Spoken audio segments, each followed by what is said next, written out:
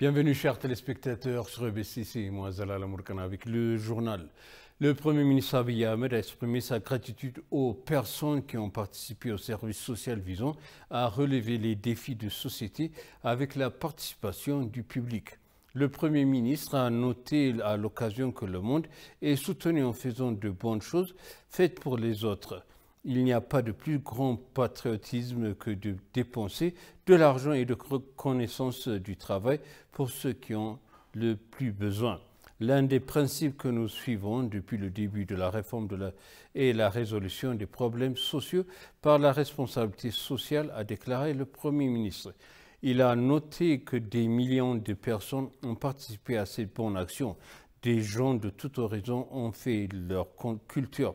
Le Premier ministre Abiy a remis des maisons construites pour les personnes âgées et les habitants à faible revenu dans la région d'Abouaré d'Addis Abeba le 6 septembre, journée des volontaires. Cette remise s'inscrit dans le cadre du projet annuel de rénovation domiciliaire initié par le Premier ministre selon les cabinets du Premier ministre.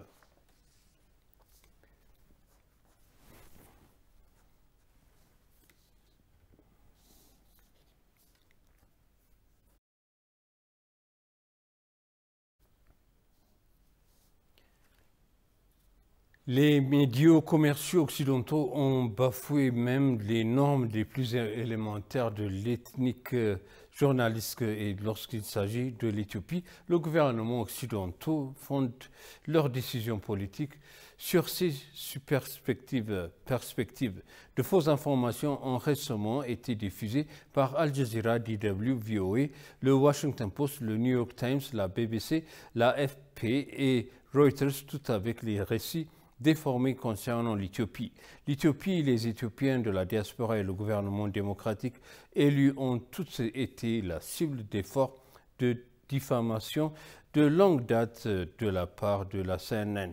Il y a eu de nombreuses accusations par le prix politique contre le CNN. La CNN a finalisé les préparatifs pour diffuser une propagande malveillante sous couvert du documentaire sur l'Éthiopie.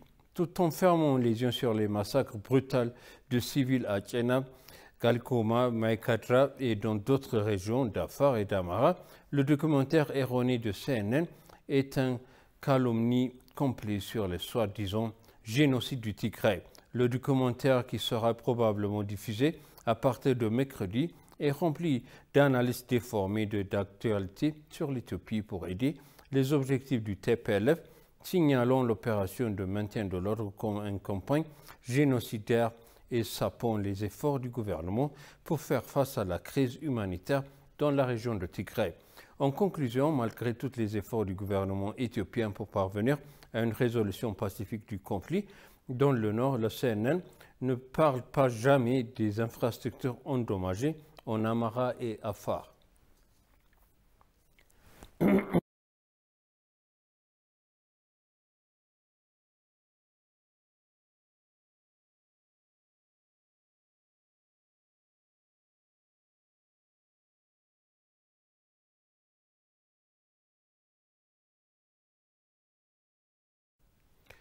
Kim Jong-un, directeur général du Bureau des Affaires africaines et des Moyen-Orient, ont été informés de la situation actuelle en Éthiopie par DC Kalki, ambassadeur extraordinaire et plénipotentiaire d'Éthiopie en République de Corée. L'ambassadeur a informé le directeur général des attaques injustifiées en cours du TPLF dans le nord de l'Éthiopie.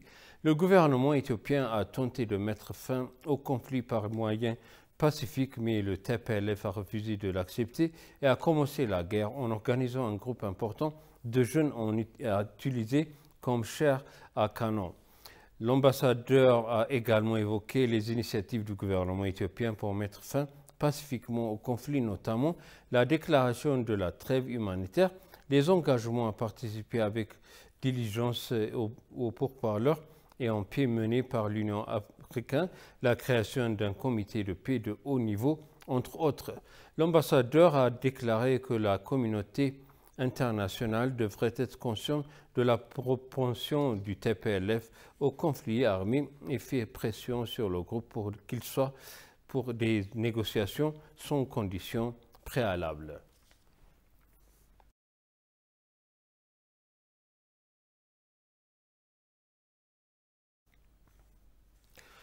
Nouvellement nommée représentante de l'OIM en Éthiopie, Abibatou Wanifol a présenté aujourd'hui une copie de lettre de créance du directeur au directeur des affaires de protocole du ministère éthiopien des Affaires étrangères, Demeke Atnafou.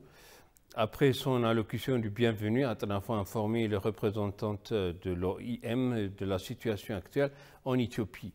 Il a appelé la communauté internationale à condamner les nouvelles vagues d'attaques injustifiées lancées par le TPLF contre les régions adjacentes, réaffirmant ainsi que l'engagement du gouvernement éthiopien envers les processus de paix dirigés par l'Union africaine. Les deux parties ont noté que la coopération existante entre l'Éthiopie et l'OIM en matière de rapatriement et d'intégration des migrants devrait être encore renforcée.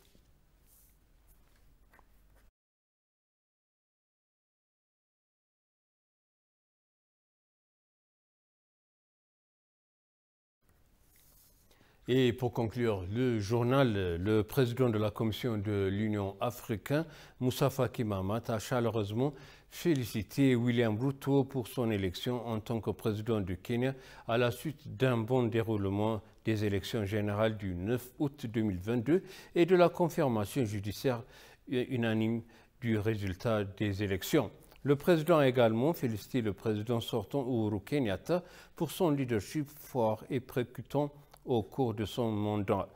Le président souhaite en outre féliciter la Commission électorale indépendante des frontières du Kenya et toutes les parties prenantes nationales pour leurs efforts collectifs et leur conduite exemplaire dans la tenue de l'élection pacifique jusqu'au résultat final de la requête électorale pour la Cour suprême du Kenya. Le président a en outre réitéré le soutien continu de la Commission de l'Union africaine et de la République du Kenya dans le cheminement du pays pour approfondir la démocratie, le constitutionnalisme, la bonne gouvernance et le développement durable du pays.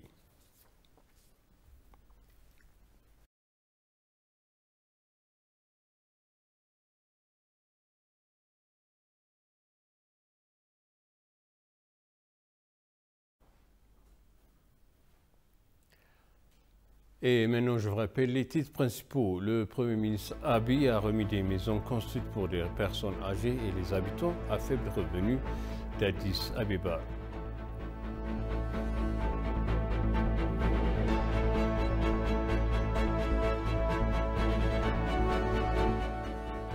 CNN traîne toujours un pied avec de fausses nouvelles sur l'Éthiopie encore.